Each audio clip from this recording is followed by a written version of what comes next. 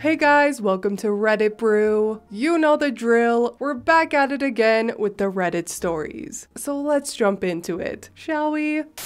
Apparently, booking a seat on a train is not a real booking if someone else decides to sit there. I was traveling from Edinburgh to London by train and had a booked window seat with a table. I got on the train to find 4 guys sitting at the table. The one in my seat that was clearly marked as booked refused to move, as he was with his friends and the train was packed. The ticket collector passed and I asked him to help. He asked the guy to move, but he refused, and somehow, that was that. So what now? I asked. You can find another seat, but I have no power to move him. Only the police can move him, and they will not turn up just to move someone out of a seat. There were no seats free in the carriage, and probably not many free on the train. So standing to London was a possibility. I'm going to take a seat in first class. Better surroundings, power sockets, and free tea and coffee. You can't sit there. You don't have a booking. Well, you could call the police to move me, but apparently they won't turn up to move someone out of a seat. I had a lovely trip with power for my laptop and a wide, comfy seat.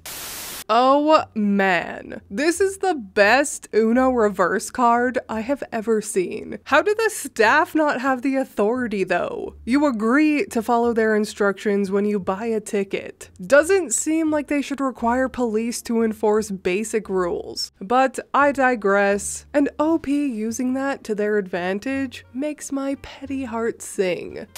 Entitled parents. Leave everything you have to our children. I'm 39, successful, and I'm quite well off. My siblings, sadly, are not. My brother, 42, has 3 children. My sister, 35, also has 3, with 1 on the way. My youngest sister, 28, is married and pregnant, but she has nothing to do with the events of this post. We were all raised to believe that money doesn't matter and all you need is a happy marriage and lots of kids to live a happy life. Being poor and having lots of kids was somehow glorified. Maybe because that's the way our parents lived and wanted to convince themselves that they didn't fuck up. Fortunately for me, I didn't buy into that nonsense. I always knew I never wanted children. I focused on my career and on achieving success. Today, I have my own house, wonderful pets, and a loving boyfriend. My family, however, seems to think that there's something wrong with my lifestyle. My parents have often commented that my 5-bedroom house is empty without any kids running around. My siblings often tell me that I'm selfish for not having kids and actually enjoying my life. However, their disdain for my selfish lifestyle doesn't stop them from begging for money. My brother and sister have called me and asked me to help pay their bills. Now, if it's something serious like clothes or school supplies for their kids, I'm willing to pitch in. But I always refuse when I'm asked to pay for trips to amusement parks, etc. I also paid for my parents to stay in a high-end assisted living facility.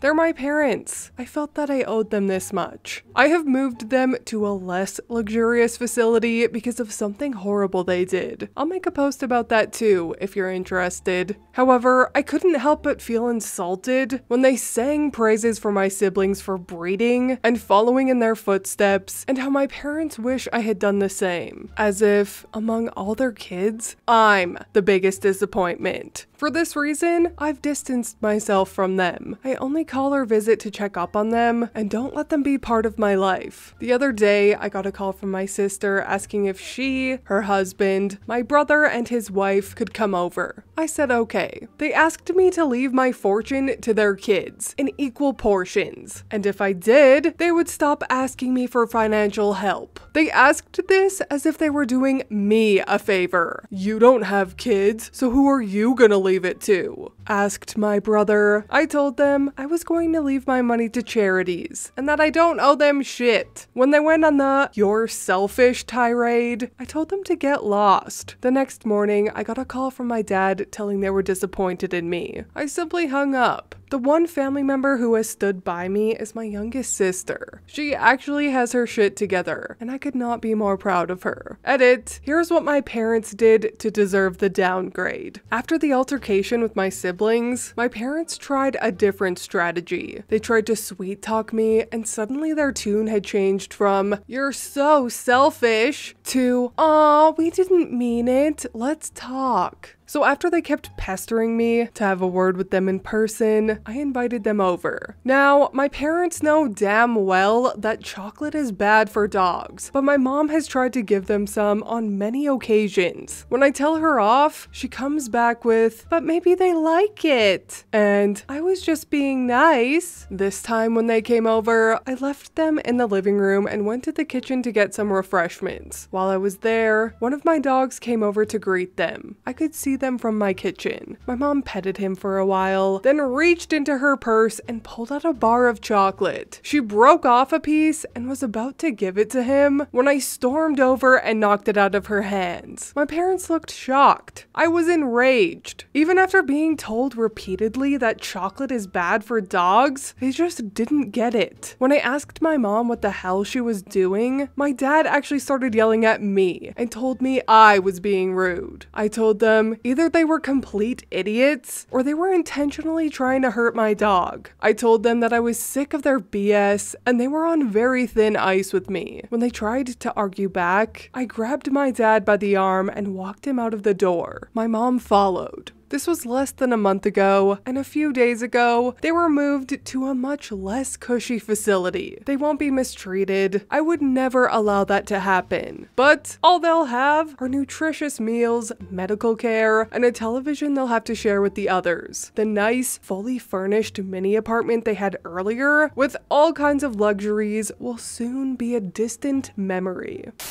Good on OP for having a fairly shiny spine. I wish she would cut her parents off completely and be like, if I'm such a disappointment, then my disappointing money is no longer housing you. Have fun paying for your own facility. But I know that that's hard sometimes in regards to parents when you feel like you owe them something. I freaking hate when people look down on others for not having kids though. Children aren't the only way to obtain fulfillment. It is entirely a personal choice, and it is not a choice that should feel forced. Look at previous generations, for example. A lot of us seemed to have lived the exact same messed up childhood because back in the day, if you didn't have children, you were shunned or looked down on or thought of as unusual. A lot of people who had kids shouldn't have, just because it was the norm and they were pressured into it. And now we're all traumatized from being raised by parents that were incapable of love because they truly didn't want kids. I think it's amazing that not having children is being normalized. It's a personal choice to have children, and you should never bring a child into this world if you don't want them, because that only causes suffering in the end. So really, OP is the most responsible and least selfish one by knowing her preference on this subject and being firm about it. So